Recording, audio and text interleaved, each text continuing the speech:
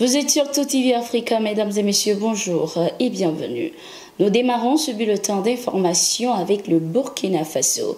L'ambassadeur de la Russie au Burkina, Alexei Saltykov, a rencontré ce 10 avril 2023 la ministre des Affaires étrangères, de la coopération régionale et des Burkinabés de l'extérieur, Olivia Rwamba.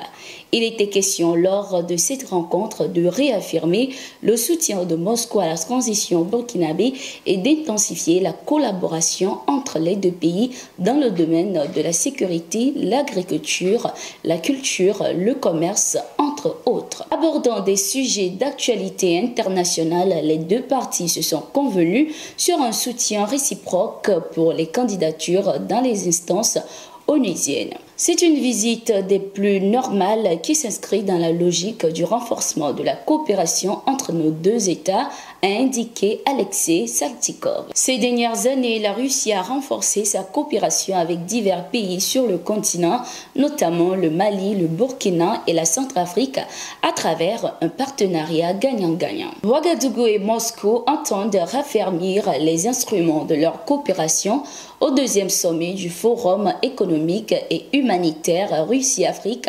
prévu en juillet 2023 à Saint-Pétersbourg.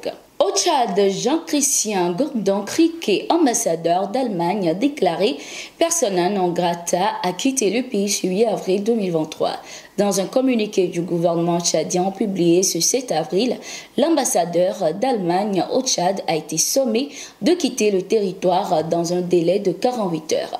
Le diplomate allemand est expulsé pour attitude discourtoise. Cette décision du gouvernement est motivée par l'attitude discourtoise et le non-respect des usages diplomatiques tels que prescrits par la Convention de Vienne, pouvait-on lire dans le communiqué du gouvernement tchadien sans autre précision. Selon plusieurs sources, l'expulsion de l'ambassadeur était prévisible en raison de ses critiques vis-à-vis du gouvernement de la transition. Le ministère allemand des Affaires étrangères, de son côté, estime que les raisons de cette expulsion ne sont absolument pas compréhensibles. Dans une correspondance adressée à l'ambassade d'Allemagne, les autorités tchadiennes ont indiqué que cette décision ne porte pas atteinte aux relations entre le Tchad et l'Allemagne. Cette décision intitulée Personae ne doit pas être interprétée comme malaise entre la République du Tchad et la République fédérale d'Allemagne. Les autorités tchadiennes sont prêtes à examiner la demande d'agrément d'un nouvel ambassadeur, pouvait-on lire dans le message. Jean-Christian Gordon-Criquet, ancien envoyé spécial de l'Allemagne pour le Sahel, est en poste à N'Djamena, au Tchad, depuis octobre 2021. Il est devenu une voix critique des autorités de transition depuis la survenance des manifestations sanglantes du 20 octobre. Ce 11 avril 2023, le ministre d'État, ministre de l'administration territoriale et de la décentralisation, le colonel Abdoulaye Maïga, a procédé au lancement de la remise de la carte nationale biométrique sécurisée. Cette carte biométrique vient remplacer la carte d'identité nationale, la carte numéro d'identification nationale NINA et la carte d'électeur.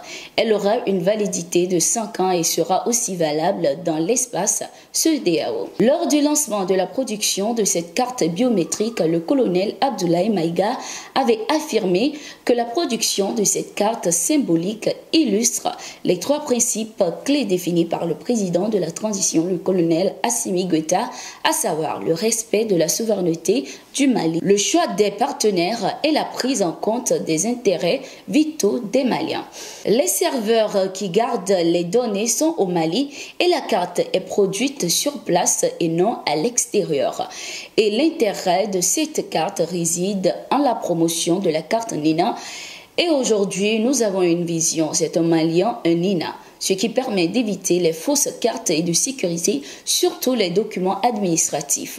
C'est aussi un moyen efficace de lutte contre le grand banditisme, avait-il déclaré. En 2022, le gouvernement de la transition malienne a pris la décision de mettre en place une carte d'identité nationale biométrique sécurisée. La mise à jour des données du numéro d'identification nationale NINA pour l'obtention de cette carte a débuté le 9 janvier et a pris fin le 31 mars 2023. Lors de sa visite au Mali, Jean-Emmanuel Ouédraogo, ministre de la Communication et porte-parole du gouvernement burkinabé, a rencontré les Burkinabés vivant dans ce pays.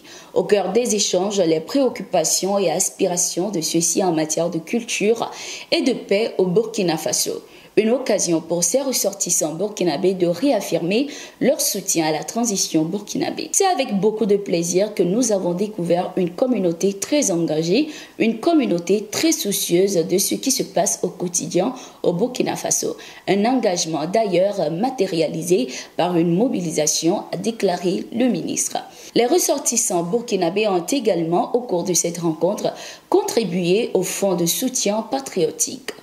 On est très content de la transition, ce que son Excellence, Monsieur le Président, fait au Burkina Faso. On prie pour eux, pour le Mali et pour le Burkina Faso, a déclaré Daouda Ouattara, président des ressortissants burkinabés à Touba. La représentation diplomatique du Burkina Faso au Mali estime à 1,5 million le nombre de Burkinabés vivant dans ce pays. Les autorités des deux pays ont entamé il y a quelques mois un projet de fédération.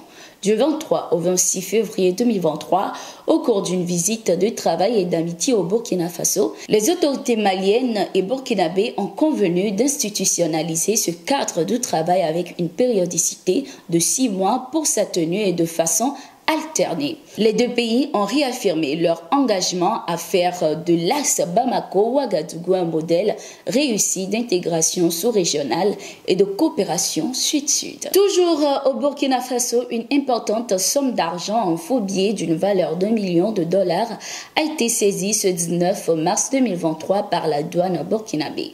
Outre les faux billets, la douane a également saisi 56 faux lingots d'or, des appareils de communication et autres objets. Cette opération intervient dans le cadre de la lutte contre le crime organisé menée par la brigade de recherche et d'intervention des douanes du Burkina Faso et a été possible grâce au réseau de renseignement mis en place. Ce réseau de renseignement a permis de monter une filature qui a abouti à l'interpellation de 2 complices du suspect toujours en fuite, a déclaré le service de communication des douanes. Une occasion pour le directeur général des douanes de saluer cette saisie et adresser ses félicitations aux agents qui ont œuvré à la réussite de cette opération et surtout à la franche collaboration entre forces de défense et de sécurité. Nous sommes arrivés à la fin de ce numéro de Gatingo. Merci d'être resté avec nous.